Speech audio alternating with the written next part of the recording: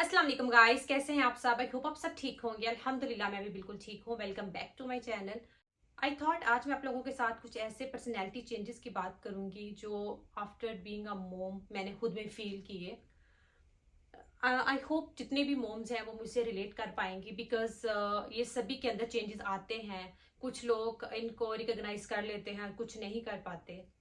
The first and the biggest change that I felt कि मैं अब अपनी जिंदगी के लिए दुआ करती हूँ। मैंने ये रियलाइज किया कि मैं पहले जब भी दुआ के लिए हाथ उठाती थी तो सबसे पहले जो दुआ करती थी वो मैं अपने माँ बाप की सेहतमंद तंदुरुस्ती वाली लंबी जिंदगी की दुआ करती थी कि अल्लाह ताला उनका साया हमेशा हमारे सरों पे कायम रखे। फिर अपने बहन भाइयों के लिए दुआ करती थी, अपने हस्बैंड अली के लिए दुआ करती थी, और अपने लिए मैंने जब भी दुआ की वो ये अपनी कामयाबी के लिए दुआ की। लाइक एग्जाम्स होने वाले हैं तो एग्जाम्स अच्छे हो जाएं, एग्जाम्स हो चुके हैं और रिजल्ट आने वाला है तो रिजल्ट अच्छा आए, या दूसरे जो भी एजुकेशनल प्रोसेस चल रहा होता था लाइफ में मैं उसके बारे में ही दुआ करती थी। बट मैंने ये सोचा ही नहीं कि मैंने कभी अपनी जिंदगी के लिए दुआ नहीं की कि अल्लाह ताला मुझे सेहतमंद तंदुरुस्ती वाली जिंदगी दे। लेकिन जब से अमल और एजल मेरी जिंदगी में आई है, टू बी ऑनेस्ट, मैं जब भी दुआ के लिए हाथ उठाती हूँ और जब मेरी बारी आती है अपने लिए दुआ करने की, तो मैं अपने लिए अब कामयाबी की दुआ तो बहुत बाद में करती हूँ। सबसे पहले जो दुआ मैं अपनी जात के लिए करती हूँ वो मैं अपनी लंबी जिंदगी तंदुरुस्ती वाली जिंदगी के लिए करती हूँ। और अल्लाह ताला से दुआ करती हूँ हमेशा। अब मेरी यही रूटीन है। ऑटोमेटिकली मेरे जुबान पे जो अल्फाज होते हैं वो यही होते हैं कि अल्लाह ताला मुझे इतनी मोहलत दे देना, मुझे इतनी जिंदगी दे देना कि मैं अपनी बेटियों की अच्छी परवरिश कर सकूं, उनको अच्छी तालीम दे सकूं, ताकि वो एक इंडिपेंडेंट और स्ट्रांग पर्सनैलिटी बन जाए उनकी, और वो किसी पे भी डिपेंडेंट ना रहे। क्योंकि आजकल जो नफसा नफसी का आलम है, आजकल टू बी ऑनेस्ट किसी के पास इतना टाइम नहीं कि वो आपके साथ अपना टाइम या अपने इमोशंस शेयर्स करे। सो मुझे कभी अगर ये थॉट आए कि खुदा ना खास्ता अगर मुझे कुछ हो गया तो मेरी बेटियों को कौन संभालेगा। बेटियों को माँ की बहुत ज़रूरत होती है, और अभी तो वो बहुत छोटी हैं। तो मुझे ये है कि जब तक वो इंडिपेंडेंट नहीं हो जाएंगी, जब तक उनको अच्छे और बुरे में फ़र्क पता नहीं चल जाएगा, जब तक वो एक मेच्योर नहीं हो जाएंगे अपनी लाइफ में, तो तब तक तो उनको मेरी ज़रूरत सबसे ज़्यादा होगी। और I want to be there for them. और मैं इसलिए दुआ करती हूँ कि अल्लाह ताला मुझे प्लीज़ 20 से 25 साल तो कम से कम दे ही देना, लिटरली। अब मैं बहुत इमोशनल हो जाती हूँ ये दुआ करते हुए। एंड द सेकेंड चेंज जो मैंने अपनी ज़ात में फील किया, कि कहते हैं कि औलाद आजमाइश है। अल्लाह ना करे कि औलाद किसी के लिए कभी भी आजमाइश बने, बट मैं कहती हूँ कि मेरी औलाद इस वक्त अभी 2.5 साल हो चुके हैं अमल का पैदा हुए। एजल अभी माशाल्लाह 1 साल की हुई है। 2 से 3 साल का जो टाइम स्पैम आया मेरी लाइफ में, इससे जो मुझे स्ट्रेंथ मिली है। टाइम्स इंसान का एनर्जी लेवल लो होता है, तबीयत कुछ ऐसी होती है, फॉर सम रीजन आप लो फील कर रहे होते हो। एंड आई थिंक ये सभी के साथ होता है, वो चाहे औरत हो या मर्द, कि समटाइम्स आप बिल्कुल बहुत लो फील कर रहे होते हो। अम्मल या आइजल में से कोई भी खेलते हुए मेरे पास आती है, और जैसे ही वो आके मुझसे लिपटती है, बच्चों की आदत होती है वो माँ के पास आते हैं आके लिपट जाते हैं, तो जैसे वो मुझसे लिपटते हैं, बिलीव मी, मैं उनके फेस की तरफ देखती हूँ, ऐसे मेरे फेस पे स्माइल आ जाती है यकीन माने, और सारी सैड फीलिंग्स पता नहीं कहाँ चली जाती हैं, और मैं एकदम से फ्रेश और एनर्जेटिक हो जाती हूँ। आपकी औलाद आपको स्ट्रेंथ देती है, ये मानना पड़ेगा। मोम्स के लिए सबसे बड़ी स्ट्रेंथ जो है वो उनकी औलाद ही होती है। और अगर स्ट्रेंथ की बात की जाए तो मुझे लगता है नेक्स्ट क्वालिटी जो है वो इसी से रिलेटेड है, वो वीकनेस है।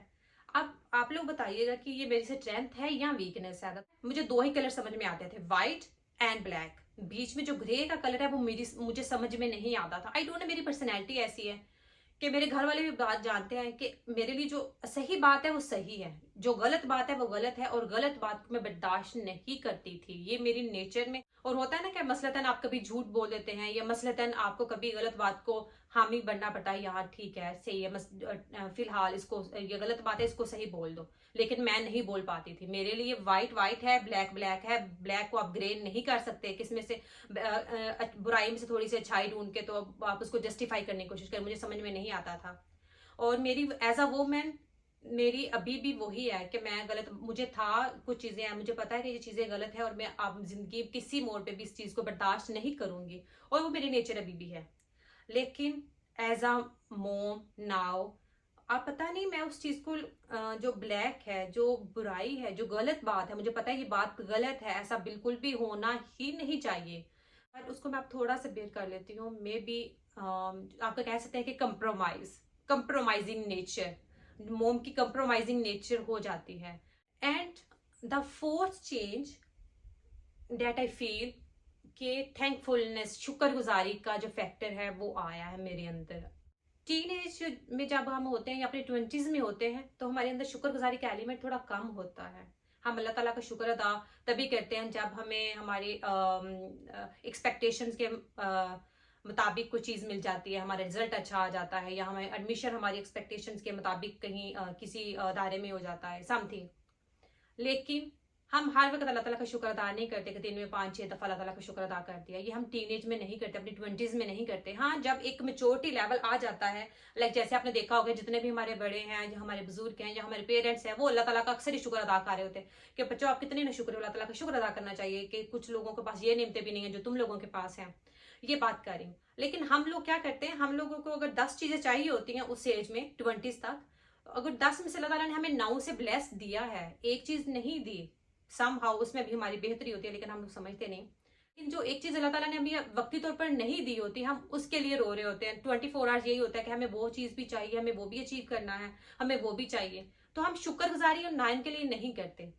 लेकिन जब से अमल पैदा हुई आज से 2.5 साल पहले, तो मुझे अच्छे से याद है, ऐसे छोटी सी, और आपको पता है जो न्यूबॉर्न बेबी होता है उसके कितनी प्यारी होती है, तो उसका फेस ही न्यूबॉर्न का इतना माशाल्लाह प्यारा होता है, इतना क्यूट कि आपको वैसे प्यारा, आपका वो अपना बच्चा भी ना हो तो आपको दूसरे का, किसी का न्यूबॉर्न बेबी आपकी गोद में आ जाए तो आपको बहुत अनलिमिटेड प्यार उससे हो रहा होता है ना।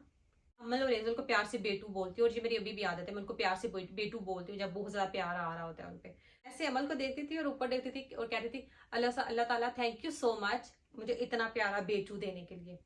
और I don't know why but somehow वो वाला जो सेंटेंस है ना, ऐसे ऊपर देख के बोलना अल्लाह ताला थैंक यू सो मच मुझे इतना प्यारा बेटू देने के लिए, वो सेंटेंस आज तक मेरी जुबान पे। आई थिंक दिन में कुछ 3-4 दफा मेरे हस्बैंड देख रहे हैं और देख रहे होंगे, अभी सुनेंगे तो वो भी बोलेंगे हाँ ये जुमला जरूर बोलती है।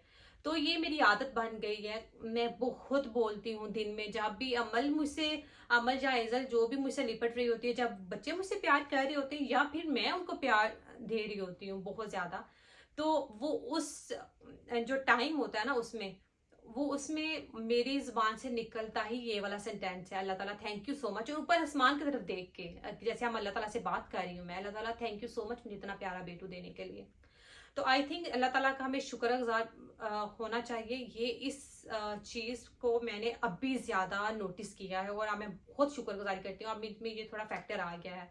कुछ चीजों को लेके भी हमारे शिकवे चलते रहते हैं अल्लाह ताला से, लेकिन ओवरऑल मेरे में ये बहुत चीज आई है और मैं नोटिस करती हूँ।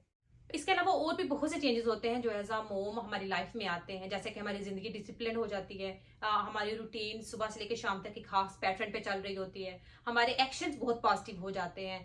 लाइक हमें पता है कि अब हमारे बच्चे जो हैं जो हमें करता देखेंगे वो वही चीजें अडॉप्ट करेंगे। अगर हम घर में लाउड होंगे तो बच्चे भी कल को लाउड होंगे।